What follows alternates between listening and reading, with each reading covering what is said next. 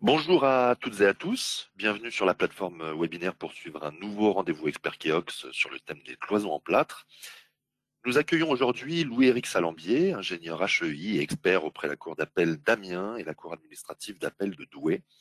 Il a renouvelé et développé l'essentiel des essais-feux de Lafarge-Plâtre suite à la parution de l'arrêté du 22 mars 2004. Il préside la commission AFNOR P92, comportement au feu, réaction, résistance, et est souvent consulté sur les problématiques de comportement au feu des produits plâtres. En février 2024, il publie l'ouvrage Traité de plâtrerie du bâtiment aux éditions du Moniteur, disponible sur la boutique du Moniteur et en librairie. Juste avant de laisser la parole à Louis-Éric Salambier, je tiens à rappeler que vous avez la possibilité de poser vos questions sur la plateforme webinaire tout au long de la présentation. Veillez à bien les formuler sur le chat et je ferai au mieux pour poser une majorité d'entre elles à notre intervenant du jour en fin de présentation. Voilà, je vous laisse la parole, Louis-Éric Salambier. Très bonne présentation à vous. Merci, bonjour à tous. Donc, le cloisonnement en plâtre. On va faire un premier aperçu historique qui servira plus pour les chantiers de rénovation, savoir ce qu'on peut trouver à peu près à quelle époque. Et on va peut-être se concentrer un peu plus sur les thématiques actuelles, donc de la mécanique, comment on traite les locaux humides.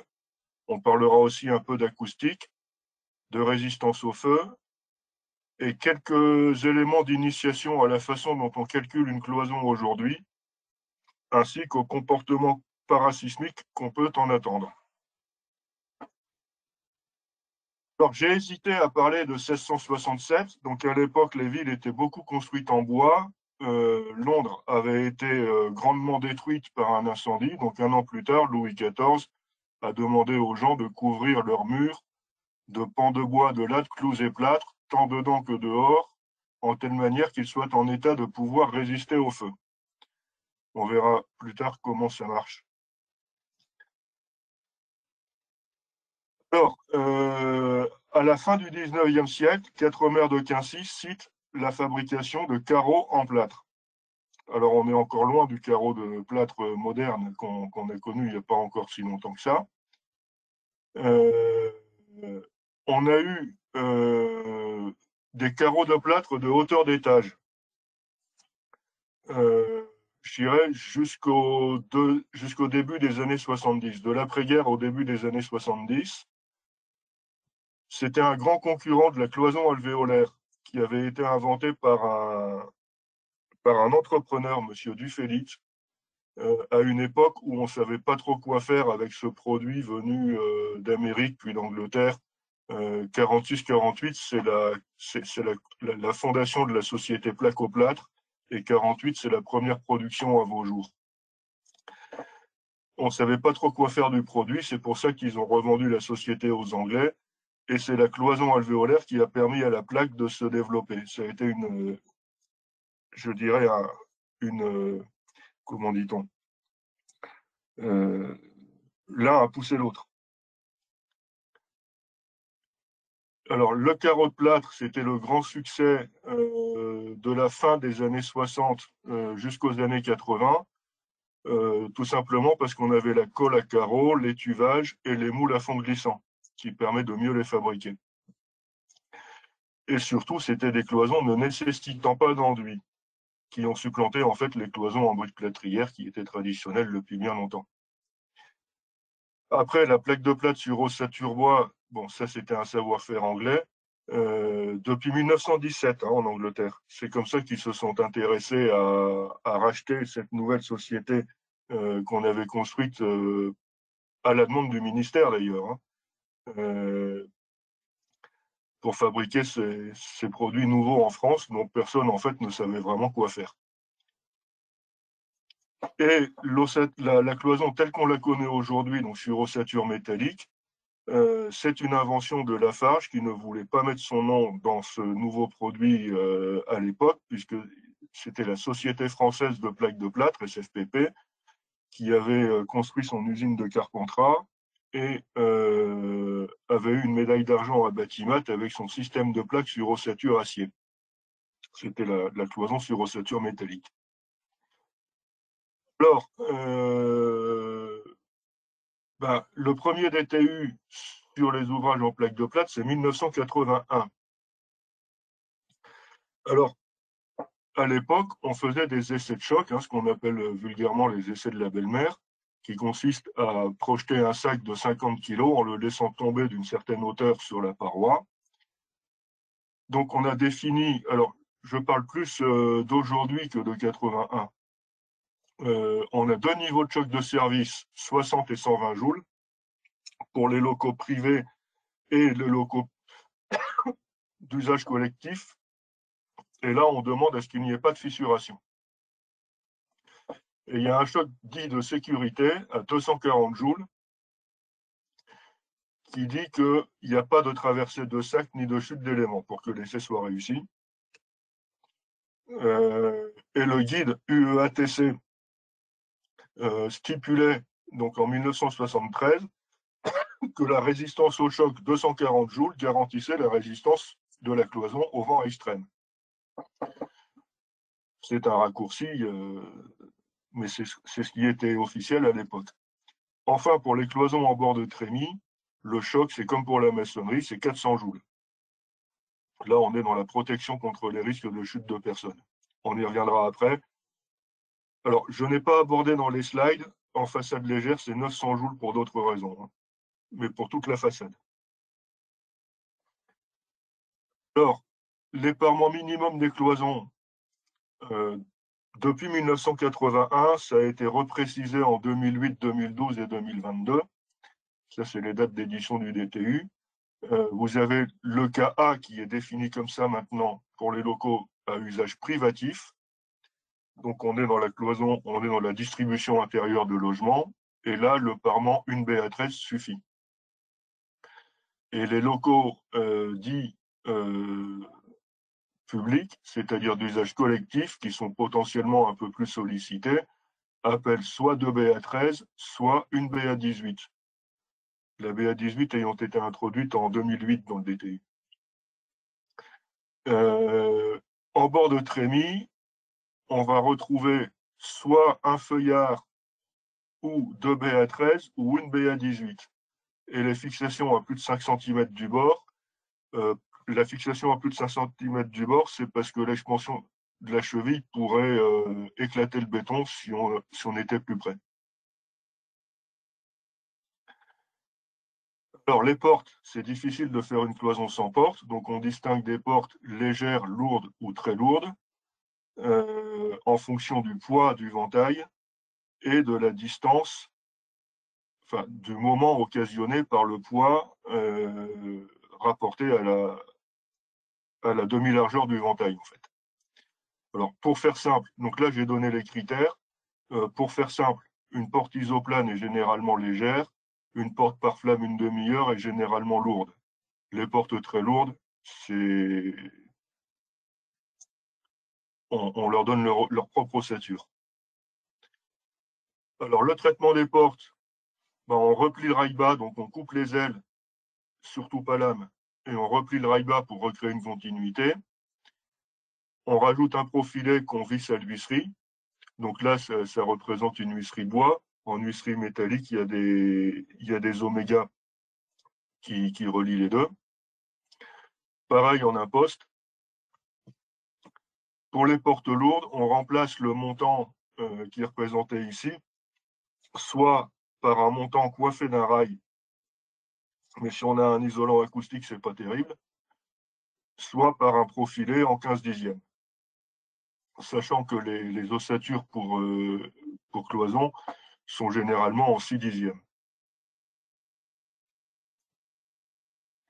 Ça, c'est ce qu'on peut accrocher sur une cloison, donc les meubles de cuisine, etc. Donc la charge officielle, c'est un poids de 30 décanewtons par charge isolée, avec potentiellement un moment de 30 décanewtons-mètres. Et pour les charges linéiques, c'est un poids de 30 décanewtons-mètres avec un moment de 15 décanewtons-mètres par mètre.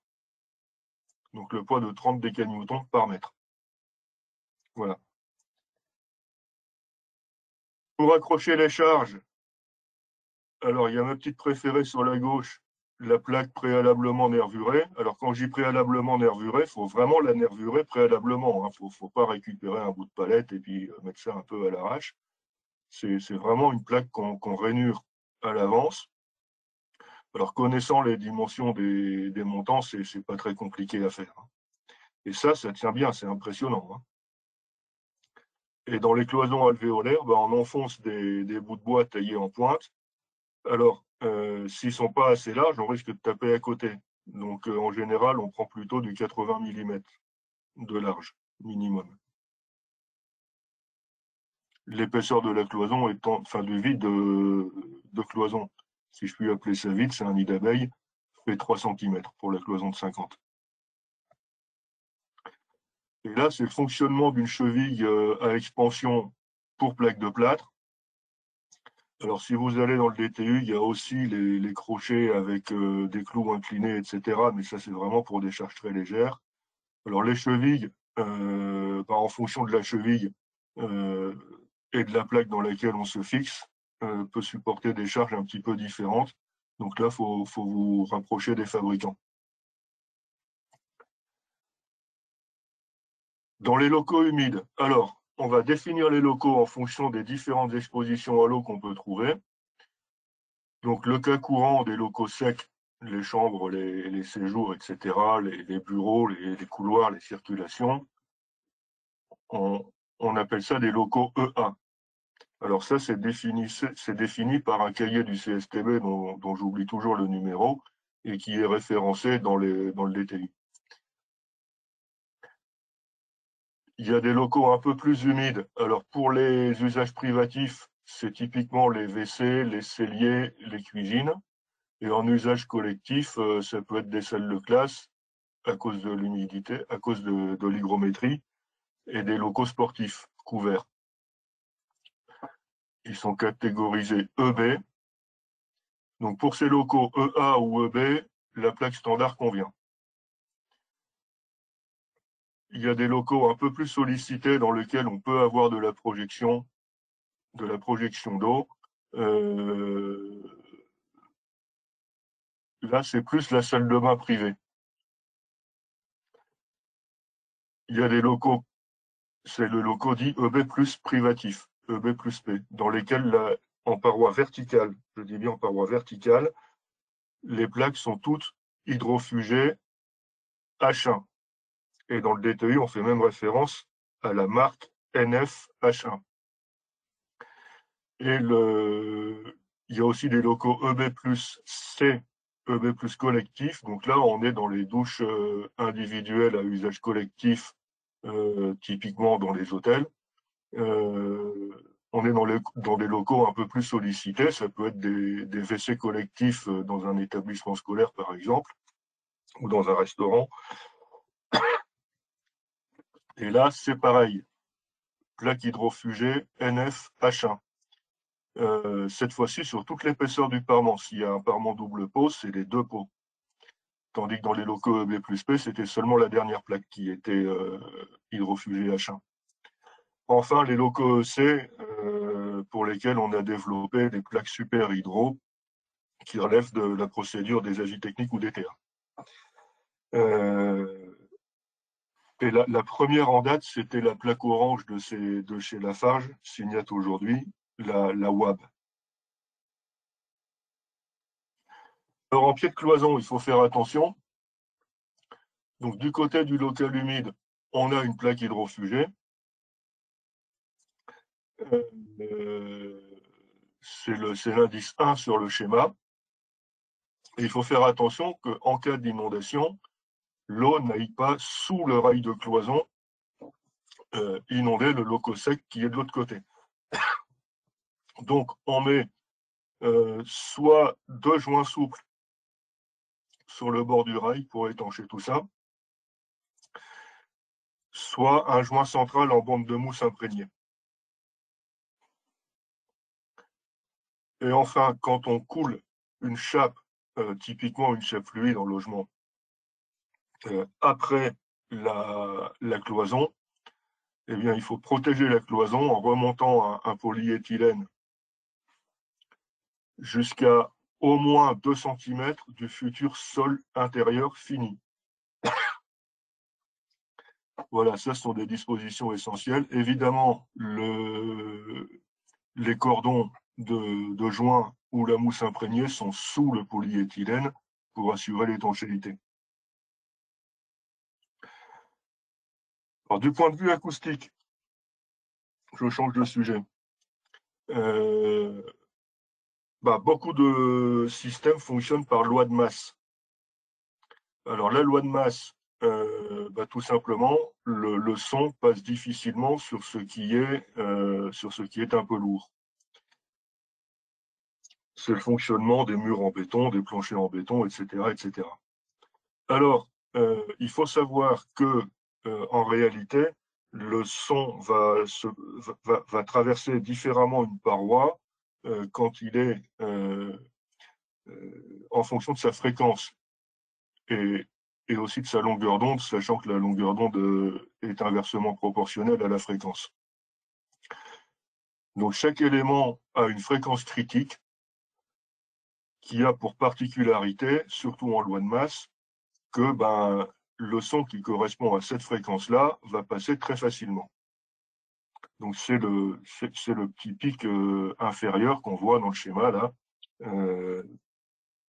C'est ce pic-là qui correspond effectivement à, je dirais, un défaut d'isolation.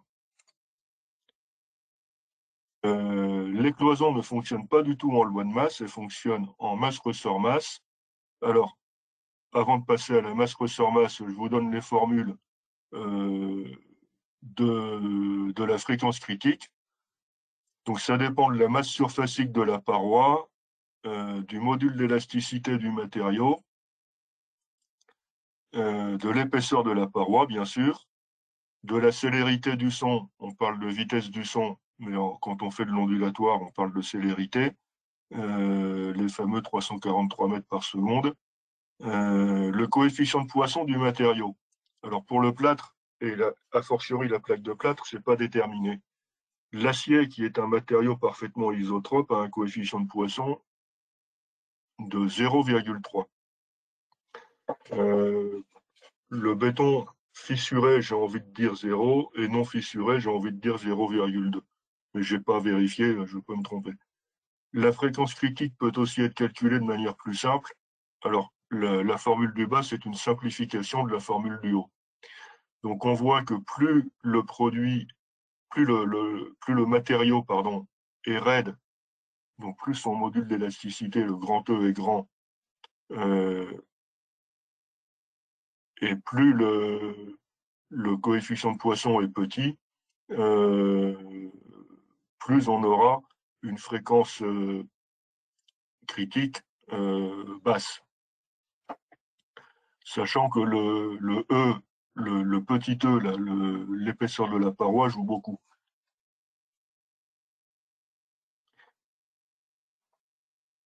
Alors, le fonctionnement masse ressort masse, donc c'est comme ça que fonctionnent les cloisons acoustiques en plaque sur ossature.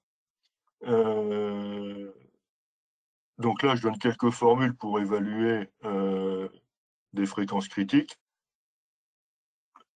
Donc en haut, c'est la fréquence critique de l'ensemble de la paroi. Le fonctionnement est un peu différent puisque la fréquence propre du système masse-ressort-masse va connaître aussi une faiblesse d'isolement acoustique, mais beaucoup moins que dans un truc purement loi de masse. Et après, les fréquences propres des parements vont tout de suite aider, vont eux aussi représenter des points faibles, assez petits aussi. Et là, on voit qu'on a intérêt à mettre des parements avec des fréquences propres différentes pour ne pas avoir la même faiblesse répétée des deux côtés, ce qui aurait pour effet de l'amplifier. C'est l'intérêt des cloisons séparatives 5 plaques, ce qu'on appelait la séparative NRA à partir de 80. Tout après ce qui existe aujourd'hui. Alors là, c'est quelques ordres de grandeur qu'on peut tirer des documentations, c'est juste pour avoir des ordres de grandeur, hein. Sachant que derrière, il faut demander le rapport d'essai acoustique, si possible de moins de 10 ans. Alors méfiez-vous, parce que dans certaines documentations, on avance des valeurs en faisant référence à une étude. J'en ai vu récemment encore qui faisait référence à une étude datant de 2000. Alors 2000, c'était il y a 24 ans. On a fait les produits ont évolué et on a aussi fait des progrès en matière de connaissance du comportement acoustique des cloisons depuis. Donc attention à ce qu'il y a dans les documentations des fabricants. Regardez bien si c'est un rapport d'essai, de quand il date, et si c'est une étude, de quand elle date. Alors la 72-48, donc c'est la cloison qui fait 72 mm de large et dont le vide intérieur fait 48 mm de large. C'est la simple peau BA13 sur ossature. On est sur 31 ou 38 dB en fonction qu'on mette de la laine ou pas, généralement. La 98-48, c'est la cloison double peau, donc sans laine, on est plutôt dans les 39, avec une laine de verre. En général, c'est ça, mais ça peut être aussi de roche. 47, voire 47 avec des plaques phoniques. Alors, la plaque phonique, c'est une plaque qui n'a pas d'appellation officielle suivant la norme EN 520, qui est la norme produit harmonisée des plaques de plâtre, mais qui a été mise en avant par les fabricants depuis, je dirais, la fin des années 2000, parce que l'isolation acoustique des cloisons qu'on fait avec est améliorée. À ne pas confondre avec les plaques perforées. J'ai été commis sur une expertise récemment là-dessus, où les gens avaient dit c'était un problème de réverbération dans une salle, où les gens avaient dit on va mettre de la plaque phonique. Alors je vous fais grâce des péripéties, mais ça servait absolument à rien. Il fallait mettre des plaques perforées pour faire de l'absorption. Ce sont deux sujets différents. Les cloisons BA25, donc ça c'était le fer de lance de Placo, le concept hospitalier dans les années 80. Donc typiquement une cloison BA25 avec isolant, on arrive à taper dans les 44 décibels. Alors c'est le RW plus C, c'est l'affaiblissement limité, c'est pas l'isolement qu'on a d'un locaux à l'autre. Je pourrais développer après, mais la différence entre l'isolement et le RW plus C, pour faire simple, c'est les transmissions parasites et les transmissions latérales. Sachant qu'en matière d'isolation, que ce soit phonique ou thermique, il faut raisonner. Il ne faut pas raisonner, je mets le gros isolant, il faut raisonner qu'est-ce qui passe. Voilà. La 98-62, qui était le fer de lance de Lafarge, avec des BA18 en 900, maintenant c'est devenu le standard, on est plutôt dans les 37 à 46 décibels. Et avec des épaisseurs de vide de cloison plus importants, on augmente les performances. C'est tout à fait normal. Ça s'explique. Les cloisons séparatives, oui, parce que je n'ai pas détaillé, mais là, on était sur des cloisons distributives. Donc, vous avez une seule ligne de montant et les plaques sont vissées de part et d'autre. Les cloisons, là, on est sur des cloisons séparatives, donc deux fils de montant sans liaison entre les deux. Et là, je me suis inspiré du guide du ministère de l'Équipement, édition 2014, parce qu'il y avait une édition 2012 ou 2013, je ne sais plus très bien, qui annonçait d'autres valeurs, mais ça a été corrigé dans l'édition 2014. C'est celle-là qu'il faut prendre en compte. Et on voit bien, je vous parlais tout à l'heure de la cloison 5 plaques, c'est la plus performante, 62 dB de RW plus C.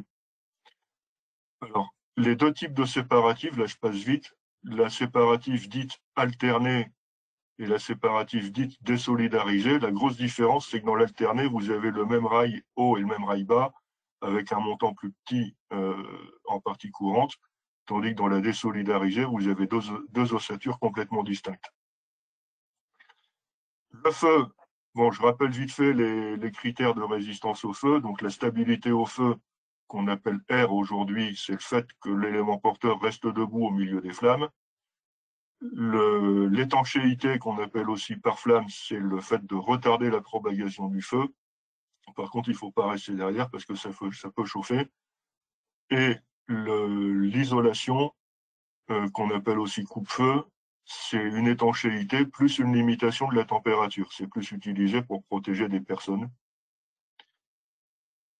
Alors, pourquoi le plâtre et le feu? Comment on fabrique-t-on du plâtre? Alors ça, on sait depuis Lavoisier, il ne l'avait pas exprimé comme ça, il avait 21 ans à l'époque, mais il avait observé que quand on cuit du gypse, il y a quelque chose qui en sort, et quand on gâche le plâtre, ce quelque chose avait l'air d'y revenir.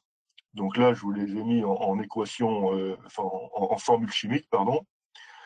Sulfate de calcium avec 2 molécules d'eau dans son cristal de gypse, quand on le chauffe, on retire de l'eau. Et là, je vous ai donné la formule pour du plâtre, pour du semi-hydrate, donc le plâtre courant, qui peut aussi être complètement hydraté. C'est le liant des chapes anhydriques. Hein, vous avez tout ça en détail dans le livre. Alors, pourquoi j'ai mis ça? Parce que tout simplement, le plâtre, quand il est exposé au feu, l'énergie est consommée à retransformer ce qui est redevenu chimiquement du gypse à nouveau en plâtre. Alors, quand c'est un incendie, ça joue son rôle en produisant l'ennemi du feu qui est l'eau. Quand c'est pas un incendie, c'est gênant parce que petit à petit, le produit va se dégrader, fissurer et devenir friable. Alors là, j'ai mis rapidement au sens de l'Eurocode 5. Alors quand je fais référence à l'Eurocode 5, c'est l'ancienne version. Pourquoi? Parce que c'est la version publiée dans l'arrêté de résistance au feu. Il y a des raisons à ça. Donc ça, c'est l'ordre des couches. On peut calculer l'isolation d'une cloison suivant l'Eurocode 5. Je ne sais plus très bien quelle annexe. Donc là, vous avez ces éléments de calcul qui concluent à une durée de protection en fonction qu'il y ait des joints non protégés ou pas, en fonction qu'il y ait un isolant ou pas, de tel type ou de tel type.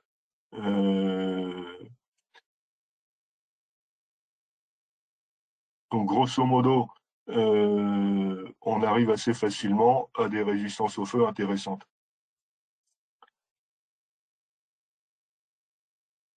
Surtout avec de la laine de roche à l'intérieur du vide de cloison. Alors, le comportement réel d'une cloison quand on l'expose au feu, elle cintre vers le feu.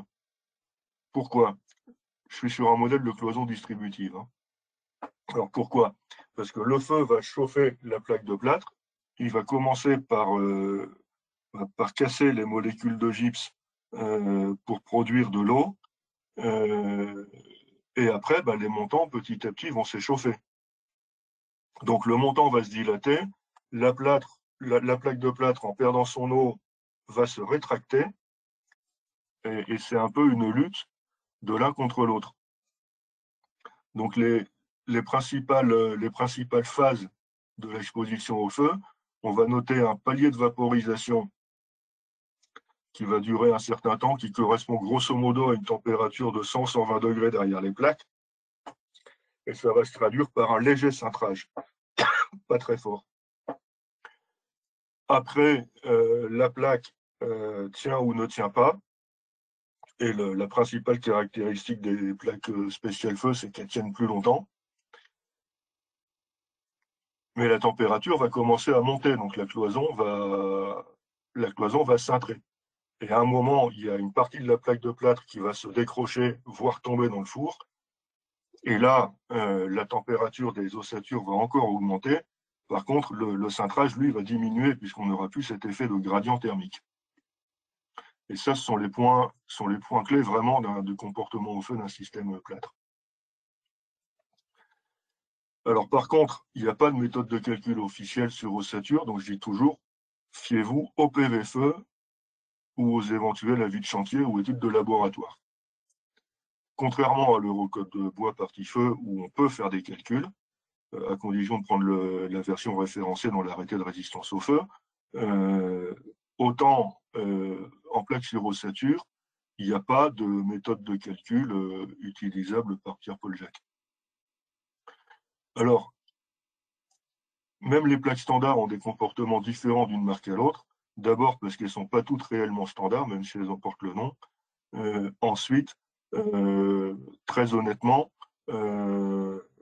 avec exactement la même cloison, je me souviens avoir fait 73 minutes avec une fabrication déjà plutôt bonne et 108 minutes avec une fabrication différente d'un autre fabricant. Tous les deux dans le même laboratoire, dans le même four, avec la même configuration et avec le même montage.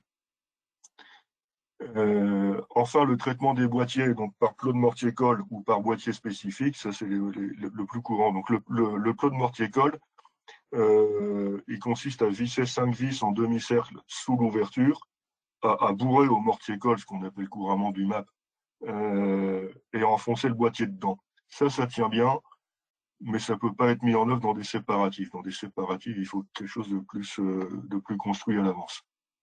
Parce que tout simplement, on n'a pas la place de bourrer le mortier-colle frais.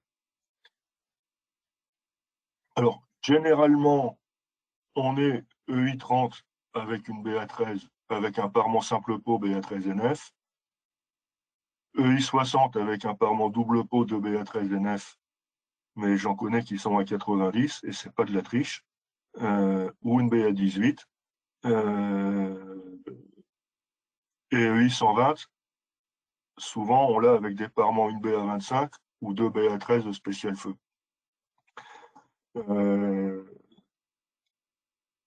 Si on veut vraiment réussir avec une BA25, j'en connais qui ont fait 180. Ça m'est arrivé, j'ai payé le champagne. Le cloisonnement aujourd'hui, donc alors les hauteurs des cloisons résistantes au feu ont beaucoup changé aussi. Jusqu'au milieu des années 90, on avait 3 mètres, 3 mètres 40. Une bonne hauteur d'étage. À partir du milieu des années 90, les industriels ont développé des cloisons un peu plus hautes, donc on avait des PV jusqu'à 5 mètres, 5 mètres 30, 5 mètres 40. Et à la charnière des années 99-2000, on a construit des multiplexes de cinéma et on procédait par des avis de chantier ou des études de laboratoire. Et on avait facilement du EI60 sur plus de 10 mètres de haut. Et ça, c'était sur la base du palier de vaporisation. Quand vous mettez une cloison de multiplex avec parement double BA13, BA18, au bout d'une heure, vous arrivez à peine à épuiser le palier de vaporisation. Et depuis le milieu des années 2000, il y a une vraie étude thermomécanique qui est faite sur une analyse des déformations enregistrées et qui simule des hauteurs et des ossatures différentes sur la base de transformés de Fourier. Et ça, j'ai vu l'essai de validation, ça marche. C'est Effectis qui fait ça.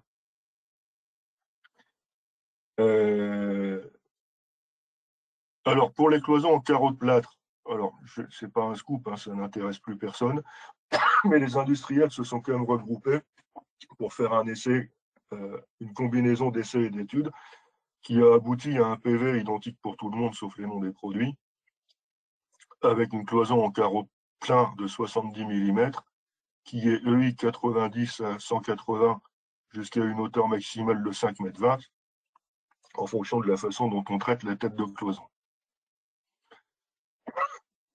Sur le calcul des cloisons, donc on a changé de siècle. La formule que vous voyez, c'est comme ça qu'on calculait encore les cloisons, y compris distributives, jusqu'en 2012. C'était fondé sur une cloison de base qui avait satisfait aux essais de choc et en fait on faisait on faisait un rapport des inerties, de la densité d'ossature, etc., en disant la flèche de la cloison est proportionnelle à son ossature. C'est encore la seule chose qu'on a aujourd'hui pour dimensionner les cloisons séparatives et les contre-cloisons, parce qu'on n'a pas voulu chercher. C'est une question d'intérêt économique derrière, hein, rien de grave. on sait que ça fonctionne. C'est déjà pas mal. Alors, c'est assorti d'une condition de flèche très sévère, puisqu'elle est de 5 mm pour, je dirais, quelle que soit la hauteur de la cloison. Donc, dès que vous êtes à 5 mètres, vous êtes sur une condition de flèche au 5 millième. C'est un peu sévère. Aujourd'hui, on sait faire mieux, notamment pour les cloisons distributives. Donc, l'idée, c'est d'associer une tranche de parement que j'avais malicieusement appelé LP à l'époque, mais la profession l'appelle LC aujourd'hui, à un montant, chacun ayant son propre module d'élasticité apparent. Donc c'est une section composite. Alors attention au vissage des plaques. En bord de plaque, ça pose pas de, il n'y a pas de question puisque c'est 30 cm ou 25 pour les BA18, BA25 900. Mais en milieu de plaque, en montant double, c'est bien 2 vis à chaque fois et pas en quinconce une fois sur 2. Sinon, on ne peut pas écrire ce qui est écrit dans le schéma en bas à gauche. On n'a pas 2 fois la largeur participante ou collaborante.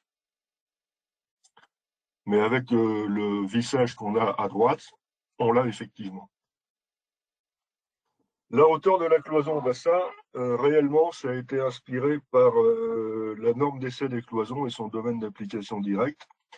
Il disait que quand on fait une cloison à une certaine hauteur, sous certaines conditions, l'essai était valable avec une hauteur supérieure de 1 mètre.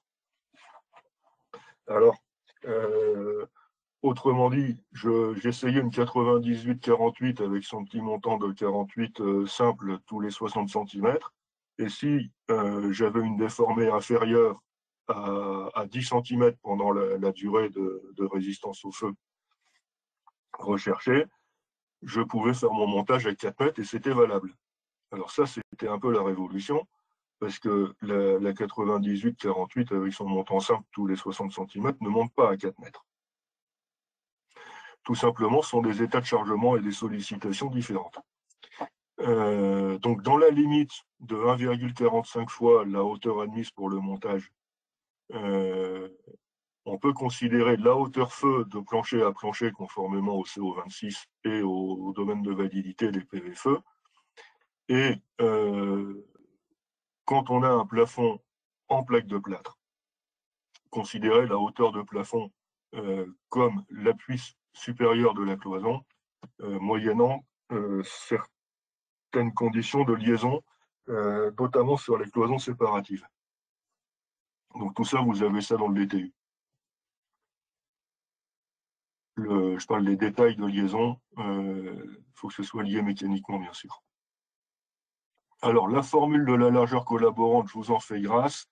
On n'a pas la même pour les BA13 à 18 et pour la BA25, parce que tout ça découle d'une dégression multilinéaire qui avait été faite. C'est la concession qu'on avait fait au CSTB pour que la méthode de calcul puisse passer.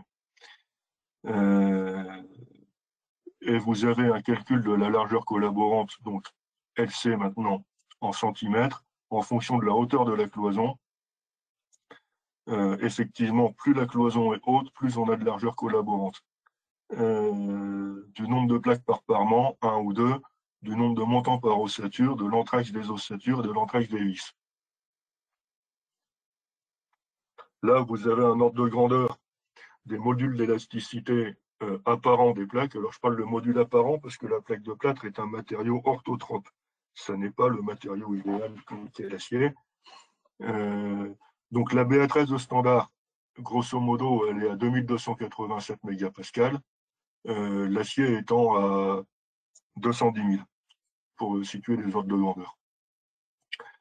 Le 1829, pardon, c'est la plaque CE non NF la plus faible qu'on connaisse. Et effectivement, si on devait calculer une cloison en plaque CE non NF, je ne sais même pas si elle aurait une hauteur d'usage de 2,30 m. La plaque avec alors 1,8, 1,5 mm de déformé sous charge sens long, ça c'est les caractéristiques produits qu'on a dans la marque NF, plus que dans le N520. C'est la spécificité des plaques NF c'est qu'on mesure une déformée sous charge, ce que ne fait pas le N520. La plaque à 1 mm, c'était la Pré-Giroc de Lafarge-Plâtre à l'époque, Signat aujourd'hui. J'ai pas regardé pour la Habito de Placo, mais je pense qu'ils ont dû pomper pas mal de choses. Je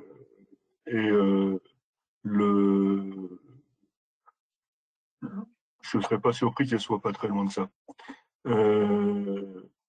Bon, la BA15, la BA18, alors 1,5 c'est le minimum. Alors c'est celle de Placo. Bon, je vous rassure, j'ai rien contre eux. Tout simplement, leur cheval de bataille, ça n'a jamais été la BA18, ça a toujours été la BA25. Or que le cheval de bataille de Lafarge, c'était la BA18. Donc en 2008, quand on a introduit la BA18 dans le DTU, le Knauf était à 1,2 mm de déformée sous charge. Ce qui donne, alors je n'ai pas donné puisqu'ils sont alignés sur Lafarge à l'époque, qui est un module d'élasticité apparent de 3000 et quelques. Et le 0,8, c'est quand on a développé la BA18-900, donc on avait un objectif de montage, et le parement était à... donc ça, c'est le résultat du compromis entre ce qu'on cherchait à avoir en hauteur et ce qu'on pouvait admettre en vissage et ce que pouvaient produire les usines. C'est ça qui a conduit à 0,8. Donc, 1 pour 1 mm pour la BA25, c'est un peu facile. Alors, là, c'est un exemple de hauteur de cloison en BA18-900 issu du DTU, donc avec une déformée sous charge 1,5. C'est pas terrible. Alors, les cloisons de grande hauteur. Donc, il faut tenir compte de l'ouverture des locaux. Donc, on a plutôt pas mal de vent. Alors, attention, les rédacteurs du guide cloison de grande hauteur ont confondu les perméabilités de façade et la perméabilité des locaux. Donc ça n'est valable que quand on a moins de 30% d'ouvrants sur chacune des façades, vu de l'intérieur du local. Donc différentes pressions, effectivement, quand on fait une cloison de 10 mètres de haut dans un multiplex de cinéma avec sas à l'entrée, c'est un peu hard de lui demander 5 mm de déformé sous 20 décrets-newtons par mètre carré. Donc la pression est plus petite et la déformée admise est plus grande. H sur 240. Alors je ne l'ai pas dit tout à l'heure, mais pour les cloisons d'auteur courante, c'est H sur 500, mais avec des pressions de 20 kg par mètre carré. Alors, là, ce sont des formules qui ramènent à une notion de moment ultime pour les gens qui connaissent les états limites, qui n'était pas très habituel dans le milieu du plâtre. Donc, c'est des formules qui ont été données pour faciliter les choses. Alors, les dispositifs de coulisses. Donc là, vous avez tout un jeu. Là, vous avez tout un jeu, parce que vous sentez bien que quand on met une cloison de grande hauteur, là, je parle de 10 mètres ou plus, sous une structure qui a sa portée, ben, en cas d'incendie, ça se dilate un peu plus. Donc, il faut un jeu. En cas de tempête, il ne faut pas que la cloison échappe aux rails de coulisses. Et en cas de surcharge de la toiture, il ne faut pas non plus que la toiture écrase la cloison. Donc, il y a des règles de jeu qui existent. Et alors, le comportement vibratoire des cloisons, c'est quelque chose qu'on a découvert avec les systèmes de double ossature de type mégastyle. Ça, c'est une mesure des fréquences propres d'une contre-cloison du même type que mégastyle. J'avais fait un peu exprès à l'époque, avec des résilients acoustiques sous les sabots, et on voit bien que là, on a très peu d'affaiblissement. Pour faire simple, avec mes petits bras musclés, je pouvais mettre en résonance des centaines de mètres carrés de cloison, relativement facilement.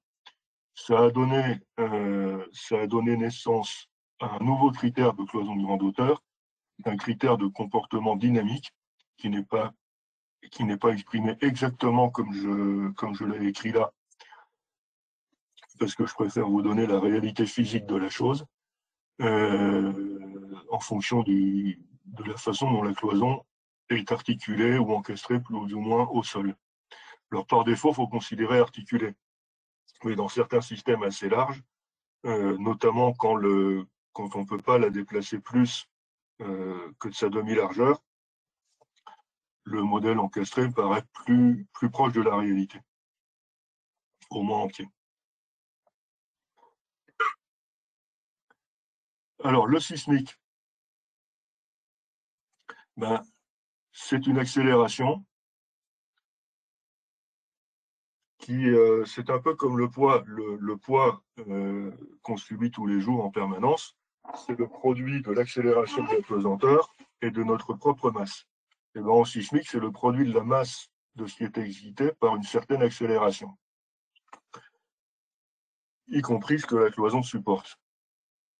Alors, l'accélération, comment est-elle définie? C'est un arbitrage de l'État entre le coût de la construction et le risque accepté ou pas accepté.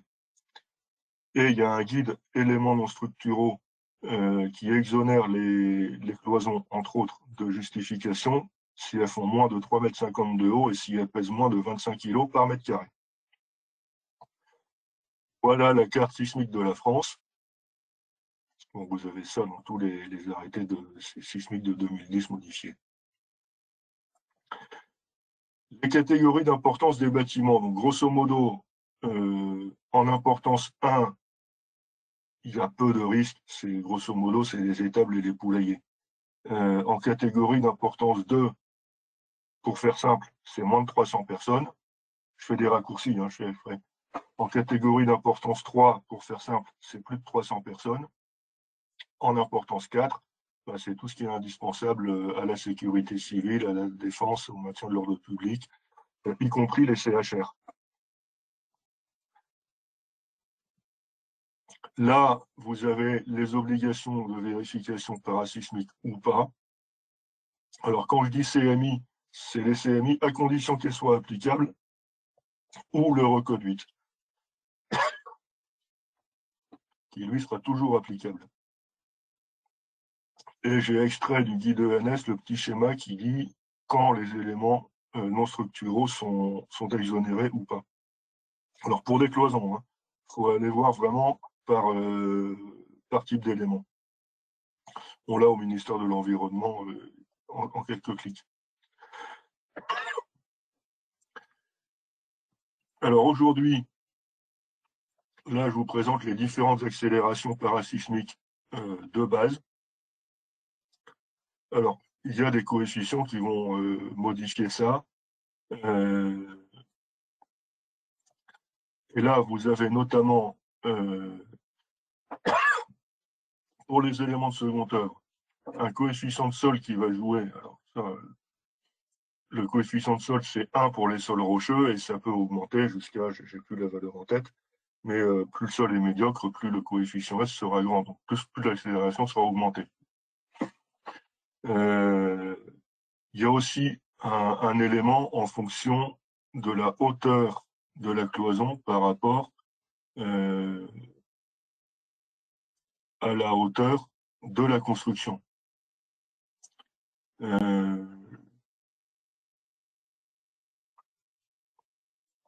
Donc là, on est sur une formule assez enveloppe.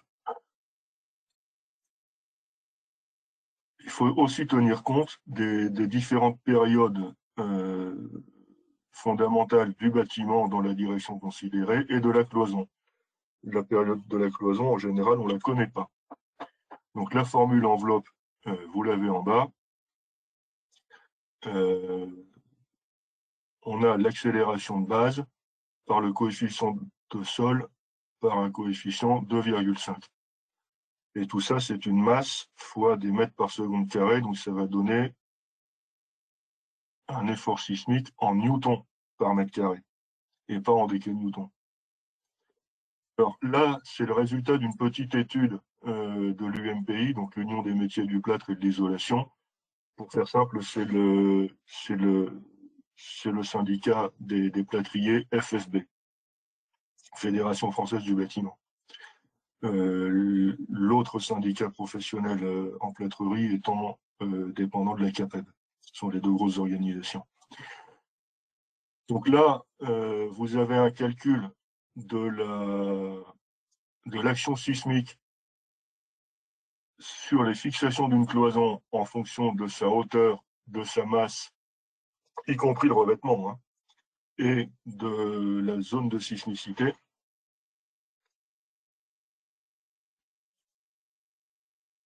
Et vous avez l'autre approche. C'est pour toutes les zones de sismicité de la France métropolitaine. Donc on est vraiment dans le pire des cas. Et c'est très enveloppe, c'est très sévère. Et le deuxième, c'est une fixation, c'est un espacement de fixation supposé résister à 150 décalnewtons par fixation, à rupture. Hein. On est sur une sollicitation occidentale. Alors le comportement des cloisons, donc là je vais accélérer un petit peu. S'il y a un meuble accroché, il faut en tenir compte. S'il y a une charge accrochée excentrée, vous avez deux effets. Vous avez une accélération de la charge qui va se reporter sur les montants voisins, en plus des autres charges. Là, j'ai fait un petit truc sur les cloisons alvéolaires, bien qu'officiellement elles soient exonérées. Il peut arriver qu'elles entourent un vide d'escalier. Quand on charge une cloison alvéolaire, elle se détruit au niveau du rail haut. Donc moi, ce que je recommande de faire dans ces cas-là, c'est de rajouter une clavette en ne la vissant surtout pas, en la laissant libre, pour qu'elle serve à retenir la cloison, je dirais, après les secousses. Là, c'est le sujet des déformés du gros œuvre en fonction des différents éléments ductiles ou fragiles. Donc, bon, grosso modo, les cloisons en plaque sur ossature sont plutôt ductiles, les cloisons en carreaux de plâtre sont plutôt fragiles. Ça, c'est une disposition de mise en œuvre qui fonctionne bien pour les cloisons qui sont assez hautes, parce que quand vous mettez la cloison en parallélogramme, les plaques se mettent à battre un peu, elles restent attachées en partie supérieure, mais sur les montants, c'est complètement détaché, ça se met à battre un peu comme les ailes d'un poulet. Voilà, j'ai terminé avec la présentation. Ça a été un peu plus long qu'espéré, je vous prie de m'en excuser. Et je suis prêt à répondre à vos questions. Merci beaucoup, Louis-Éric Salambier. Alors effectivement, on a reçu deux questions de Monsieur Fernandez. Alors n'hésitez pas évidemment à poser vos questions toujours sur le chat. Hein. Alors la première question, c'est pour une platine de mitigeur de douche placée entre la faïence et l'hydro, y a-t-il un renfort spécifique positionnable? Donc là, on est à l'intérieur de la cabine de douche. À l'intérieur de la cabine de douche, normalement, on met un spec. Alors, je n'ai pas abordé le sujet du spec parce que depuis l'édition 2022 du DTU, on fait du DTU 2541, donc des plaques de plâtre. On renvoie au DTU 52.2 des carrelages collés. Donc, là, je renvoie au DTU carrelage en disant, dans la pratique,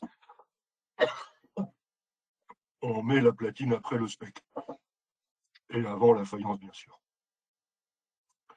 Donc, normalement, c'est la platine qui vient recouvrir le spec.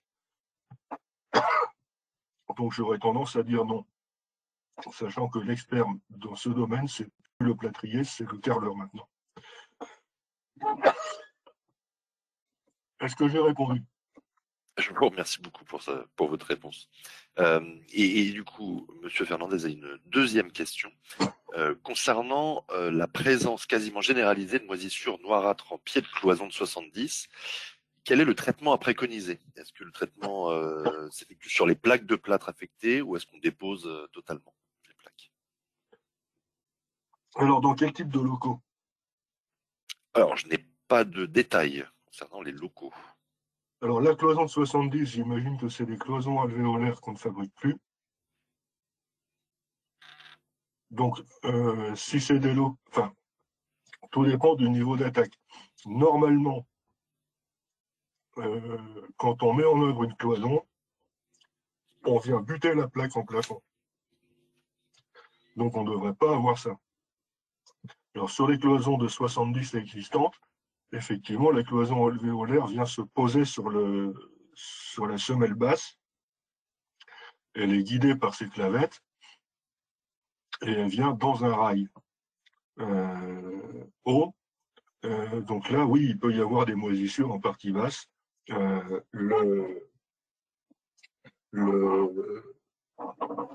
dirais, je mettrais un traitement fongicide, un antibactérien. Typiquement, c'est un acide léger, un acide organique. Et le traitement doit fonctionner. Hein. Alors, on m'a précisé que c'était donc dans des locaux maison individuelle. Hein. Maison individuelle. Voilà. Oui, bah là, on avait pas mal de cloisons alvéolaires. Hein. C'est un domaine dans lequel on en trouve beaucoup. Oui, alors c'est difficile de répondre si on ne sait pas s'il s'agit de la salle de bain ou d'une autre pièce. Excusez-moi. J'ai quelquefois des petits excès de tout comme ça. Donc là, il faut voir, mais le traitement typique, c'est un petit coup de fongicide. Après, on nettoie. Et si on ne veut pas que ça se reproduise, bon, on peut mettre une peinture antibactérienne. Mais la première chose à faire, c'est de ventiler les locaux. Très bien. Je vous remercie. Il y a Sophie Linet qui pose plusieurs questions.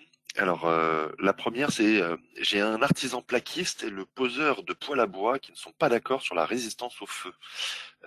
Quelle est la norme dans cette situation? Grande question. Alors, souvent, les installateurs de poêle recommandent de protéger les parois avec un carreau de plâtre ou une plaque de plâtre spécial feu. C'est une erreur. Comme je l'ai montré tout à l'heure, la chaleur va avoir pour effet de recuire ce qui est chimiquement redevenu du gypse. Euh, alors, là, je vais faire une double réponse.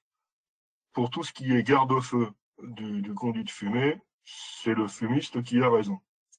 Pour tout ce qui est comportement du plâtre et le fait qu'il ne faille pas mettre de plâtre devant une source de chaleur récurrente, donc typiquement un poêle, là, c'est le plâtrier qui a raison, il ne faut pas en mettre. Moi, j'ai Très un bien. poêle chez moi et j'ai mis, du béton cellulaire. J'ai surtout pas mis de plâtre pour protéger justement ma cloison en plâtre. Une autre question de Sophie Linet. Alors du coup, elle demande quelle plaque de plâtre doit-on mettre, quelle isolation derrière, faut-il enlever le craft de la laine de verre, et cette question concerne les maisons individuelles. Alors j'imagine qu'on est toujours dans la situation du poêle à bois. Alors, si on est derrière le poêle à bois, quelle plaque de plâtre? Aucune. Est-ce qu'il faut enlever le craft de l'isolant?